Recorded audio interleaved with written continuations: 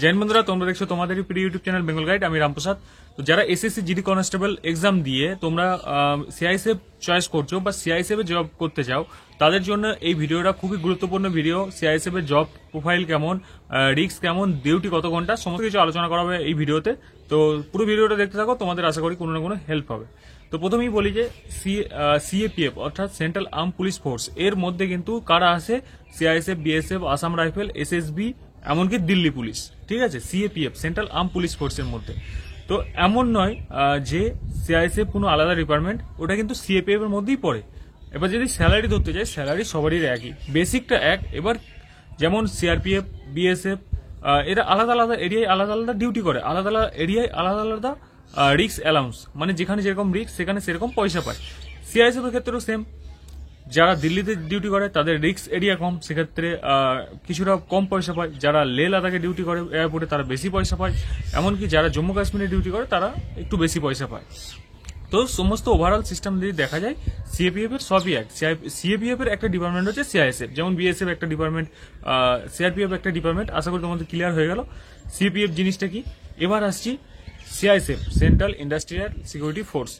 তো প্রথমেই তোমরা বুঝতে পারছো যে ইন্ডাস্ট্রিয়াল ফোর্স মানে এর কাজ কি, যে সরকারি সম্পত্তি বা ইন্টারনাল সিকিউরিটি বা দেশ থেকে কিছু যাতে বাইরে না যায় বা বাইরে থেকে কিছু যাতে ইনলিগাল ইম্পোর্ট না হয়, সেটারই ডিউটি করার কাজ হচ্ছে সিআইএসএফ।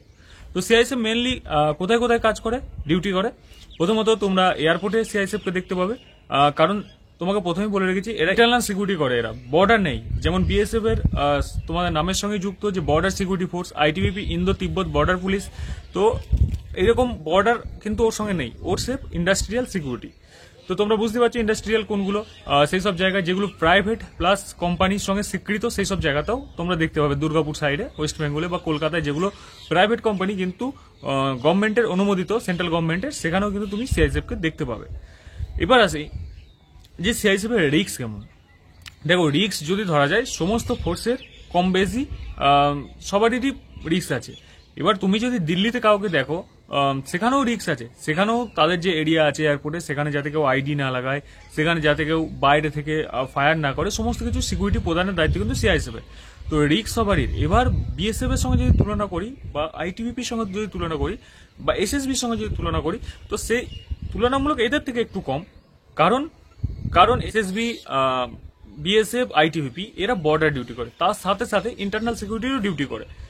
যেমন তোমার দেশের মধ্যে কোনো ঝামেলা হলে সেখানে কিন্তু সিআরপিএফ কেও তৈনাত করে, আইটিবিপি কেও তৈনাত করে, বিএসএফ কেও আর সিআইএসএফ কেও, তোমরা দেখেছো অনেক জায়গায়। তো দুটো ডিউটি কিন্তু সবারই ক্ষেত্রে সমান, ইন্টারনাল সিকিউরিটি প্লাস তোমাদের যাদের নামের আগে বর্ডার আছে বা নামের মাঝে বর্ডার আছে, তারা কিন্তু সেই বর্ডারের দায়িত্ব পালন করতে হয়।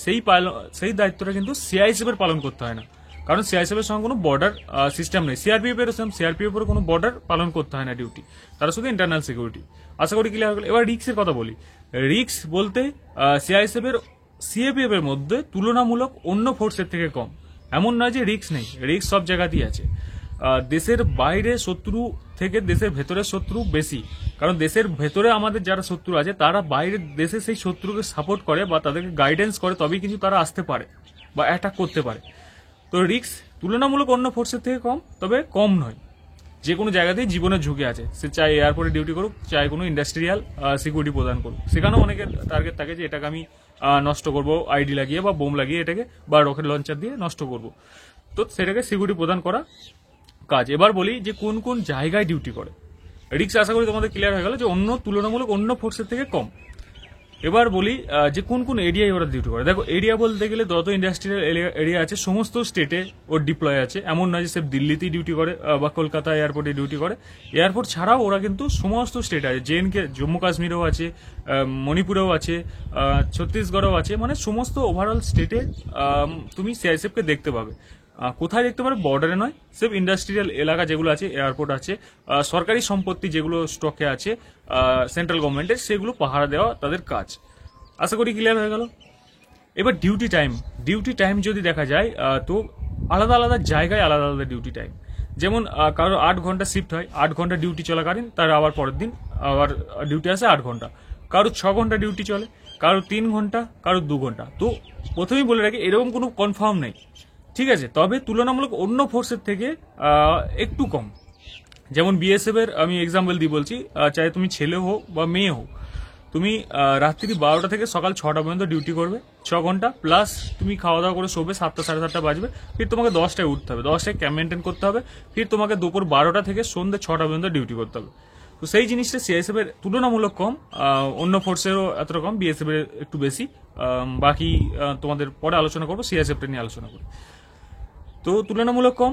এবার যদি বলে যাই মাইনে দেখো সিএপিএফ এর টোটাল ওভারঅল সবারই মাইনে এক। প্রথমে আমি তোমাদের বলেছি ভিডিও শুরুতে যে মাইনে টোটাল সবারই এক। যেমন তোমরা 21,700 টাকা থেকে তোমাদের বেসিক পে শুরু হয় 2025-এর আগে পর্যন্ত। 2025 মানে 26-এর পর থেকে পে কমিশন লাগু হওয়ার পর থেকে পে কমিশনটা বেড়ে যাবে। পে কমিশন বেড়ে গেলে তোমার বেসিকটা বেড়ে যাবে। যেমন এখন শুরু হয় 21,700 থেকে, প্লাস 50% দিয়ে, সেটা সবারই আছে, প্লাস টিপিটি, প্লাস তোমার এইচআরএ, সবারই কিন্তু ক্ষেত্রে এক। এবার তো ফির সিআইএসএফ এর মাইনে কম, আর সিআরপিএফ, বিএসএফ, আইটিবিপি, এদের এসএসবি, এদের স্যালারি 10-12 হাজার টাকা কেন ডিফারেন্স ওদের? 10-12 হাজার নয়, কখনো কখনো 6,000-এরও ডিফারেন্স হয়। কারণ এটাই, দেখো যে কলকাতায় ডিউটি করছে তার কিন্তু সফট এরিয়া মানে তুমি যেটা দুশ্মনের সামনাসামনি লড়াই বা প্রকৃতির সঙ্গে লড়াই, যেমন আইটিবিপি করে লে লাদাখে আইটিবিপির সঙ্গে দুটো লড়াই হয়। এক তো প্রকৃতির সঙ্গে মাইনাস টেম্পারেচার, প্লাস তোমার দুশ্মনের সঙ্গে।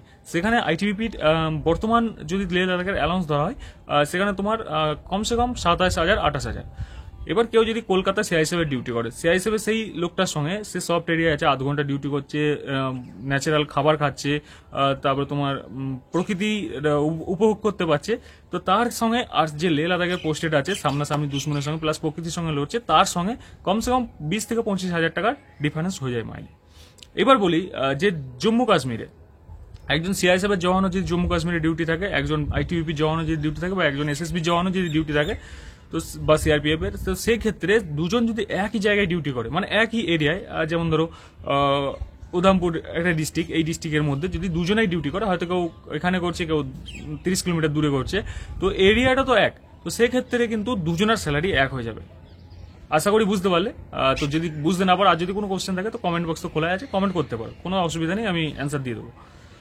তো ওভারঅল ফোর্সের থেকে রিস্ক কম, কিন্তু ফেসিলিটি তোমার যদি বলা যায় ফেসিলিটি কি আছে, ক্যান্টিন ফেসিলিটি দেখো সবারই একই।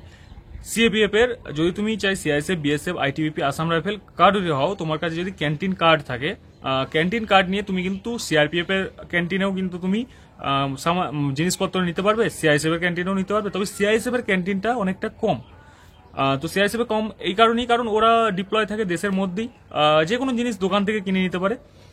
তো কার্ড তাদের থাকে, এমন নয় যে সে ইউজ করতে পারবে না, তো যে কোনো ক্যান্টিন সে কিন্তু ইউজ করতে পারবে, বা আমরা আইটিবিপি ফোর্স যে কোনো ক্যান্টিন ইউজ করতে পারে, সেরকম সিআরপিএফ, বিএসএফ যে কোনো ক্যান্টিন ইউজ করতে পারবে।